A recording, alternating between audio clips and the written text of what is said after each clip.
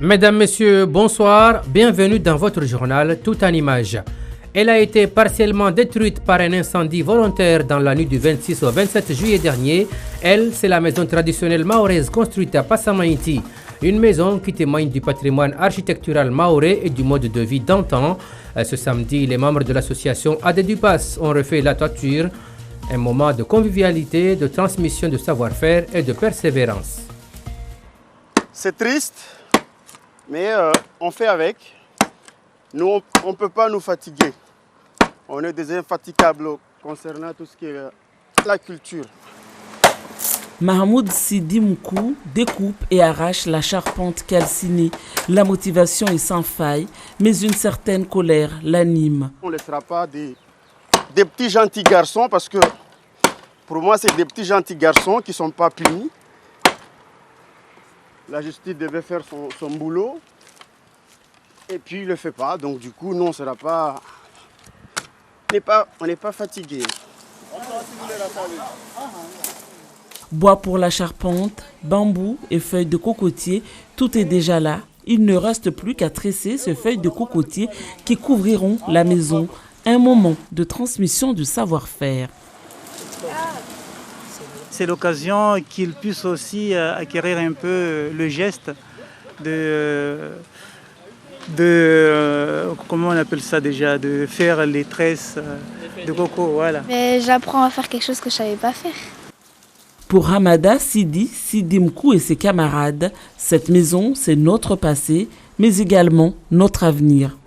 Il faut qu'on arrive à entretenir notre patrimoine comme notre île, en fait. Parce que tout ça, ça traduit un peu notre histoire, mais aussi un peu notre avenir, parce qu'on sait que la terre, c'est un matériau qui est à valoriser également, et on connaît la qualité quand même de ce type d'habitation. Vous viendrez là, même s'il y a une canicule ou tout ce que vous voulez, ce serait toujours frais à l'intérieur. Et en plus, ça permet à beaucoup de personnes, d'associations, de venir valoriser, voire même des artistes, venir ici valoriser leurs activités. Ils se sont donné une semaine pour refaire cette toiture. La maison traditionnelle mahoraise avec sa cour et son grenier à riz appelé Riha en Kibushi et Kanya en Chimaoré pourra de nouveau accueillir les visiteurs.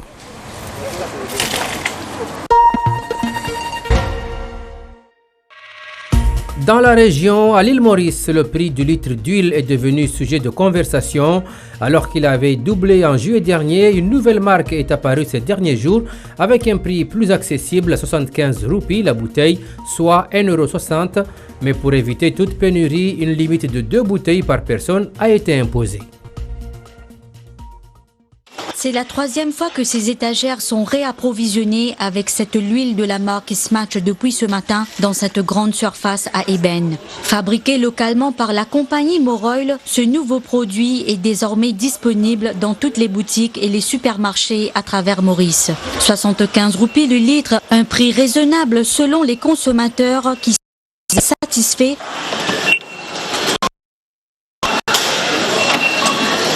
Un soulagement pour tout le monde. Tout le monde qui ne peut pas acheter de l'huile plus chère que ça. Pour nous, madame, nous qui tous les jours, il est bien bon. Tout quoi faire friture. Une initiative très intéressante, très encourageante de la part de STC. Donc, nous venons faire nos achats.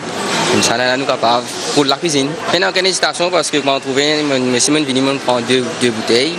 Et quand vous venez, vous venez prendre encore. Bon, moi, je servis 2 bouteilles de litre. Très bonne qualité. Moi, je servi de l'huile, mais quand même de l'huile, je servi. Mais ça a le meilleur. Ce prix est plus bas. Il y a une facilité, on fait une économie. Top, extra. Bien bon prix là.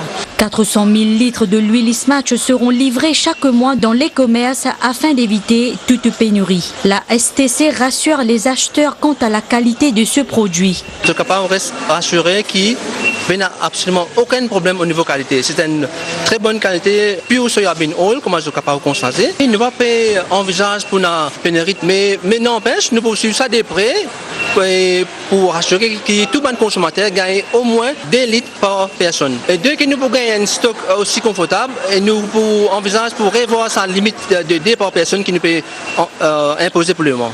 Face au chamboulement survenu dans ce secteur avec l'impact de la pandémie de Covid-19 et la crise russo-ukrainienne, la State Trading Corporation se chargera aussi de l'achat de riz, de grains secs et prochainement du lait afin d'alléger le fardeau des consommateurs. Des cargaisons qui devraient arriver à Maurice d'ici mi-septembre.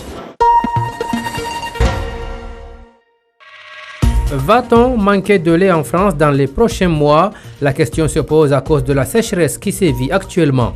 Les éleveurs réclament des aides d'urgence. La filière est déjà durement touchée à cause de la Covid et de la guerre en Ukraine. Ces vaches de Franche-Comté sont au régime sec. Pas d'ombre, pas d'herbe à manger. Romain Quinchon, rencontré cette semaine, n'a pas d'autre choix que de les rentrer et de puiser dans ses réserves de fourrage. Là, elles sont passées en ration hivernale, c'est-à-dire qu'on tape déjà dans les stocks qu'on devrait utiliser seulement à partir du mois de novembre. Impossible de garder ces 100 vaches à l'abri de la chaleur toute la journée. Les bêtes sont en stress thermique. Résultat, l'éleveur affirme que sa production laitière a chuté de 45%. Les syndicats d'exploitants agricoles craignent une pénurie. Dans les 6 prochains mois, il manquera de lait au niveau des industries laitières en France. Et je le dis, on a un métier qui demande de prévision. Une vache, pour qu'elle fasse un veau, il faut à peu près 1 an. Ce veau va mettre en production dans 3 ans. Donc, vous voyez à peu près le laps de temps. Et donc, quand on perd de la production à travers le cheptel mère, il faut 4-5 ans pour le constituer. L'organisation a rémunéré les producteurs, tout comme la filière paysanne. Toutefois, cette dernière ne croit pas en la pénurie et rappelle que la France est le 2e producteur européen de lait. 4 litres sur 10 sont aujourd'hui exportés. L'actualité, c'est également la Poste qui vient de présenter dans ses locaux de l'abattoir une collection de 8 timbres autocollants sur la biodiversité. L'événement s'est déroulé vendredi en présence des responsables de la Poste, d'élus départementaux et de la communauté de communes de Petite Terre. À travers cette collection, la Poste d'Outre-mer souhaite sensibiliser la population au patrimoine naturel de Mayotte. On a travaillé avec une association qui s'appelle Atoll, qui travaille sur la biodiversité de l'île, et donc qui nous ont fourni un certain nombre d'images. Et nous avons fait voter les postiers du département sur un certain nombre d'items. Et nous, voilà, on a élu 8 visuels qui représentent pour les postiers mahorais Mayotte. D'où le maquis, évidemment la tortue qui est emblématique, le poisson clown qui est un petit peu plus rare, les dauphins, le baobab qui est majestueux, l'ilang-ilang. Enfin voilà pour l'essentiel des visuels de Mayotte. On voulait mettre vraiment en valeur la biodiversité de Mayotte qui est tellement riche et tellement mis aussi en péril actuellement. Donc c'est ce que je disais, nous avons mis en place un certain nombre de visuels et je vous les montre encore une fois parce que ces visuels sont quand même extrêmement magnifiques et du coup ça nous permet de lutter contre un certain nombre de choses, le réchauffement climatique bien évidemment, la transition écologique, c'est le rôle d'une entreprise publique comme est le groupe La Poste.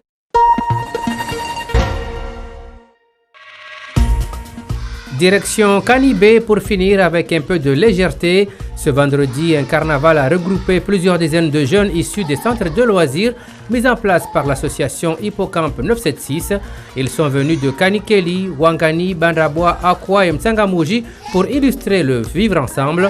Un moyen par la suite d'éviter les conflits intervillageois qui deviennent de plus en plus récurrents dans le département.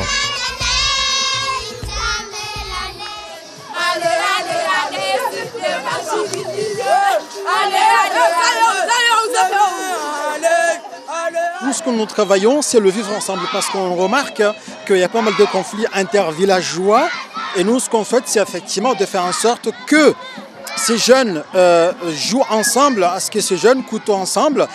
On espère en tout cas que ce fléau de violence diminue enfin sur notre île de Mayotte. C'est la fin des vacances et c'est aussi l'occasion pour les jeunes de montrer ce qu'ils ont fait, le travail qu'ils ont fait en termes artistique, en matière d'imaginaire. C'est l'occasion pour eux de tout nous montrer ça et effectivement, chaque fin d'ACM, nous renouvelons cet événement en tout cas. C'est la fin de cette édition. Merci à vous de l'avoir suivi. Excellente soirée à tous sur Mayotte, la première.